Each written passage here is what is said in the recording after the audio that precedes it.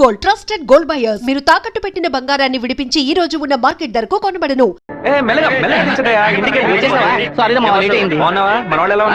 అందరూ నీకోసం వెయిట్ చేస్తున్నారు. సరే వెళ్ళి బైక్ జాగ్రత్తగా దింపించరా, వచ్చేస్తాను. అలాగే.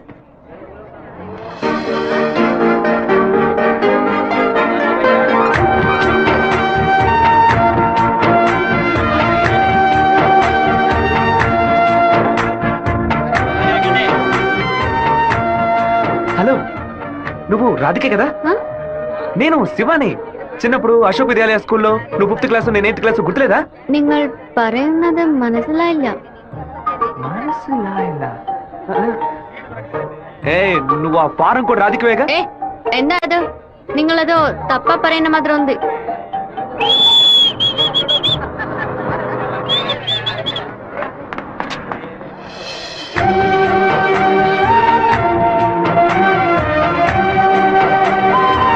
ఏంట్రా బావా చెప్ప పెట్టుకుని అలా బస్ ఎక్కిసావేంటి?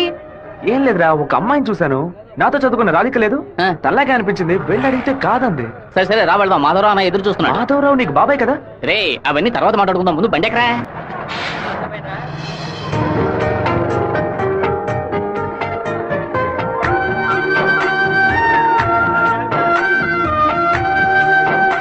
రే మావా, ఆ రోజు బస్సులో చూసానని చెప్పాను రాధిక ఈ కాలేజీలోనే చదువుకుంటున్నట్టుంది. ఆ పిల్ల నువ్వెవరో తెలియదని చెప్పింది కదా.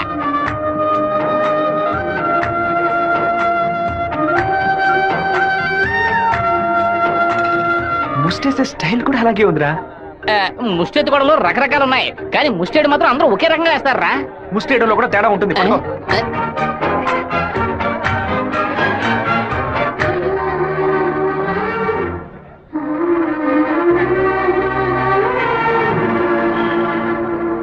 విమల ఎవడే? తనకి మెసేజ్ చేస్తున్నాను.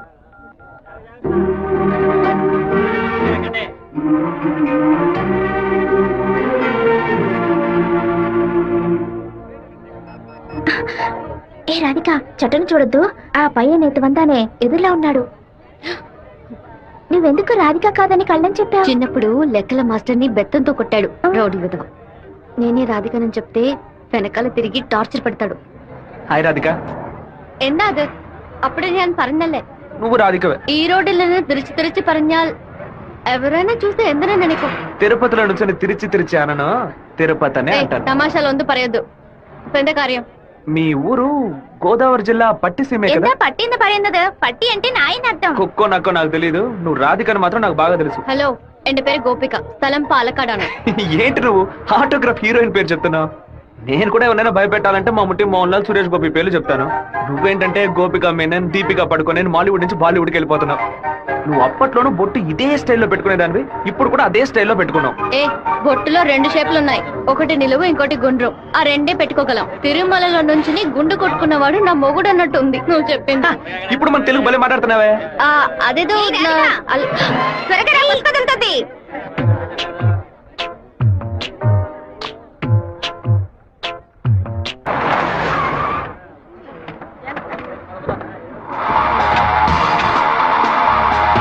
సార్, ఏం కావాలి సార్? ఎవరా నువ్వు? ఇక్కడ పనిచేస్తున్నాను సార్. పనోడివా? అరే పేట్రో, ఎప్పుడు వచ్చావయ్యా? రా, వాడు మనూరు పిల్లడేలే, టీ తాగుతావా? తెమ్మను. రే మణే, వాడిని తెమ్మను. ఎందుకు పనోడు తెస్తాడయ్యా? ఒరే మణే, ఇక్కడ వర్కర్వే కదరా నువ్వు, వెళితే. అయ్యా మా బంధువుల పిల్లోడు, నేనే వెళ్ళి తీసుకొస్తాను. ఏంటయ్యా ఆఫీసులోకి రాగానే అటమైన వాడు ప్రశ్నలు అడుగుతున్నాడు? వాడు కొత్తగా వచ్చిన పిల్లకాయ, నువ్వు ఎవరైనా దొరికింది? జాగ్రత్త, మాతో పెట్టుకోవద్దని చెప్పు. అన్న ఇదిగోన టీ. ఒక టీ తేడానికి ఎంతసేపు ఎట్రా? టీయరా ఇది? నీచంగా ఉంది. మంచి టీ తీసుకురావడం తెలియదురా నీకు? అవునన్నా, టీలో వేడి లేదు, పొగరు లేదు. ఏమన్నా? అదే టీలో వేడి లేదు, షుగరు లేదన్నాను. ముందు మంచి టీ తీసుకురావడం నేర్చుకో. పండి తీరా. ఏమైందిరా బావ నీకు? ఎందుకు వాళ్ళని వదిలేసావు చెప్పు. రే పోనీరా, టీతో మోంగడుకుంటే మంచి కలర్ వస్తారు. ఇప్పుడు నాకు ఆ ఛాన్స్ దొరికింది. ఒక మాట చెప్పరా, కత్తితో ఒక పోటు పడితే దాని మీద బట్టి పోసి వస్తాను. మనం హీరోస్ చూపించడానికి వచ్చావా? కొద్ది రోజులైనా సైలెంట్ గా ఉండి పని నేర్చుకుందాం, నిన్ను పాటలు పడుతుంటే నువ్వు అనవసరం సమస్యలు ఎరికించాలో ఉన్నావే. ఇంత ఓపిక నీకు ఎక్కడి నుంచి వచ్చిందిరా బావా? వచ్చిన కూడా నువ్వు వదిలేసి పక్కకు తప్పుకునే బొచ్చు పట్టరామంటే ఊరుకో, ఫోన్ కొట్రా, కొట్రా పోను. ఎందుకు రా నన్ను కొట్టా? నువ్వేగా కొట్రా అన్ను, అందుకే ఒకటి పీకాను. ఏంట్రా కాలేజీలోకి వెళ్తున్నారు? ఎవరా వాళ్ళు? ఓబుల్రెడ్డి మనిషి ఈ కాలేజీలో క్యాంటీన్ నడుపుతున్నాడు. వాడు ఈ కాలేజీలో చదువుకున్న ఓల్డ్ స్టూడెంట్. కూల్ డ్రింక్ అడిగితే కూలింగ్ లేకుండా ఇస్తారంట. ఏంట్రా సౌండ్ లేదు? కూల్ డ్రింక్ కూల్ గా లేదని గొడవ పడుతున్నాడు. కూల్ గా లేకపోతే కాఫీ వేడిగా ఉండదు, ఉండదు, చట్నీ పులుపుగా ఉంటదిరా. రౌడీ విధవా. లేదంటే ప్రిన్సిపల్తో చెప్పి నీకు ఉద్యోగం మీరు రండి వెళ్దాం. ఏంట్రా లుక్?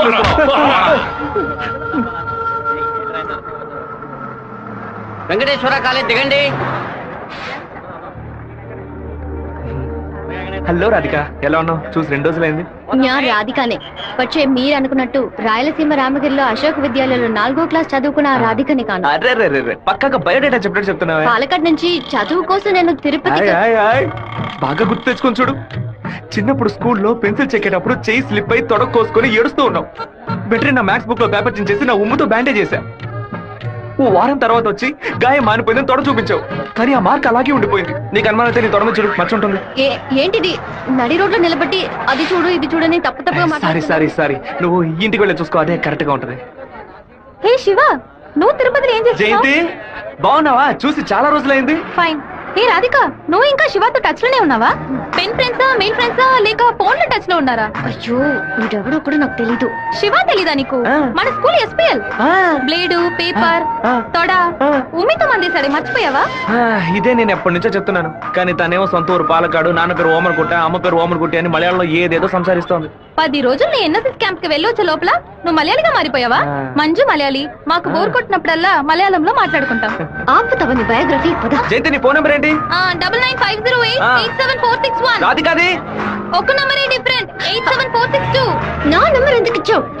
సారీ, దాని నంబర్ ని అరెస్ట్ చేసి పారేసే నెంబర్. బావా ఏం చేస్తున్నావురా ఇక్కడ? అనంతపురానికి ఎన్ని బస్సులు వెళ్తున్నాయో లెక్కేస్తున్నాను. వద్దురా బావా, అది మలయాళం అమ్మాయిగానే ఉండిపోని మనం తెలుగు వాళ్ళుగానే ఉండిపోదాం.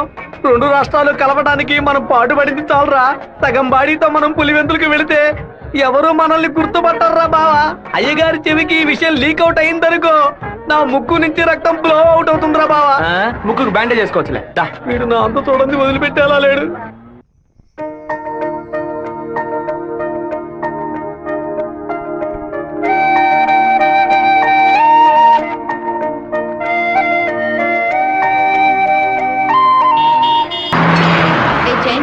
నిన్న నైట్ ఒక పిక్చర్ మెసేజ్ పంపించాను కదా, అది శివకి పంపించావు. అవును.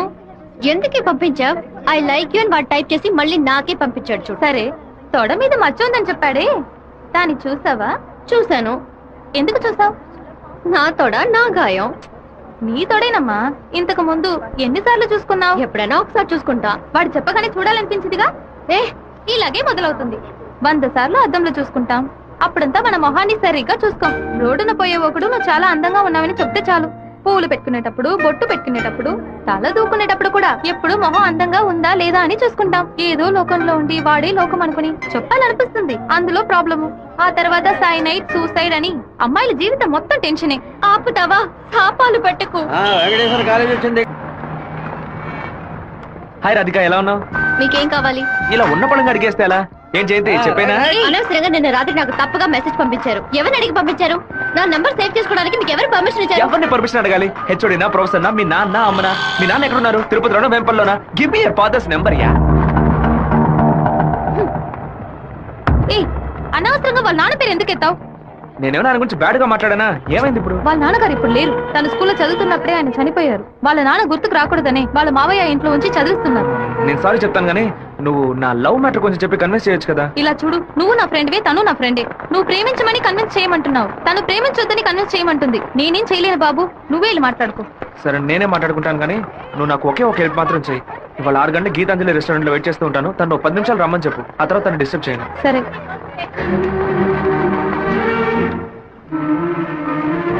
వాడు పిలవగానే ఎందుకే నేను రెస్టారెంట్కి వెళ్ళాలి? వాడు లవ్ చేయమని ఎలా నీ వెంటపడి తిరుగుతున్నాడు, అదే విధంగా లవ్ చెయ్యొద్దని నువ్వు కూడా కొంచెం తిరగాలి. కొంచెం బుర్రకి ఎక్కేలా చెప్తావా? ఎప్పుడు వద్దనే మాట మొహం మీద చెప్పినా అంత తేలిగ్గా వదిలిపెట్టరు. వాళ్ళకి అర్థమయ్యే విధంగా మన ప్రాబ్లం ని చెప్తే ఒప్పుకుంటారు. హే శివ, చిన్నప్పటి నుంచి మనకి తెలిసినవాడే కదా, ఎందుకు భయపడుతున్నావు? ధైర్యంగా వెళ్ళు, క్లియర్ గా మాట్లాడు.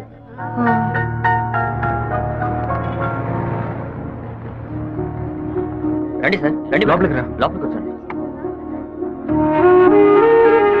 ఎందుకు ఇలా టెన్షన్ అవుతున్నావు? కొంచెం నార్మల్ గా ఉండు. మీ నాన్న గురించి మాట్లాడేందుకు సారీ. ఎందుకు ఇక్కడికి రమ్మన్నారు?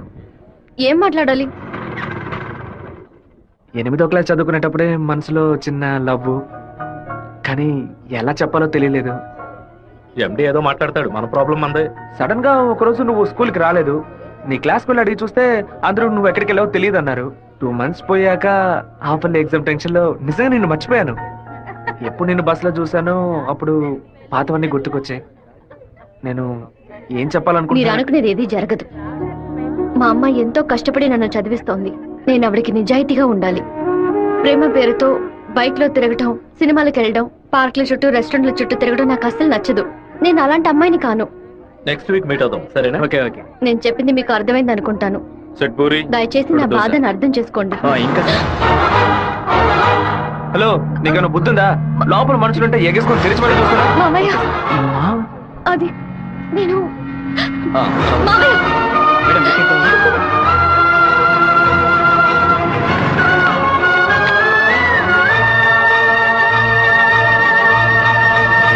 మావయ్య అలా మౌనంగా ఉండొద్దు మావయ్య. నాతో మాట్లాడు మావయ్య. నేనే తప్పు చేయలేదు మావయ్య. ఏ తప్పు చేయకుండానే వాడితో హోటల్ వరకు వెళ్ళావమ్మా? నన్ను నమ్ము అత్తయ్య. నాకు వాడికి ఎలాంటి పరిచయం లేదు. నువ్వు ఇక్కడ ఉన్నంత వరకు నీ ఇష్టం వచ్చినట్టు నడుచుకో, కానీ ఇక నుంచి నాతో మాత్రం మాట్లాడుకో. సెకండ్ సెమిస్టర్ అవ్వగానే ఊరికెళ్ళి అమ్మతో 10 రోజులు ఉందాం అనుకుంటున్నా.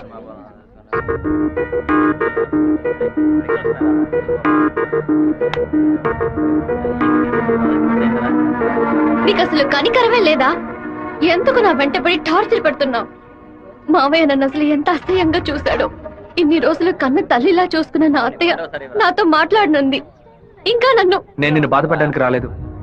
ఇంకెప్పుడు నీ వెంట పడనని చెప్పడానికే వచ్చాను. ఆ రోజు నేను బస్సులో చూసి నువ్వు రాధికి వేనా అని అడిగినప్పుడు నువ్వు సెవ్వే కదా, నువ్వు మామూలుగా అడుగుంటే నా పాటికి ఒక బాయ్ చెప్పి నేను వెళ్ళిపోయి ఉండేవాడిని. నువ్వు కాదు కాదు అంటూ నాకు అవును అన్నట్టు అనిపించింది. నువ్వు వద్దు వద్దు అంటుంటే నాకు కావాలనిపించింది. అందుకే కొంచెం ఓవర్గా బిహేవ్ చేశాను. బైక్లో తిరగడం, సినిమాలకు వెళ్ళడం, పార్కులు, రెస్టారెంట్కి వెళ్ళడం, ఇలాంటి లవ్ అంటే నాకు నచ్చదు. నిన్ను పెళ్లి చేసుకోవాలని ఆశ అంతే. ఇవాళ నుంచి సరిగ్గా 6 నెలల తర్వాత ఒకే ఒకసారి 2 నిమిషాలు నేను కలవడానికి వస్తాను. నువ్వు సరే అంటే నేను పెళ్లి చేసుకుంటాను, వద్దు అంటే నా తలరాత అంతే అనుకుని వెళ్ళిపోతాను. ఒక మగాడి కష్టం వస్తే అది తన వరకే ఉంటుంది, కానీ ఒక అమ్మాయి కష్టం వస్తే అది తన కుటుంబాన్ని బాధిస్తుందని నాకు అర్థమైంది. నాకు ఒక తోడబుట్టిన చెల్లెలు ఉంది. ఒక ఆడదాని కష్టం ఏంటో నాకు తెలుసు.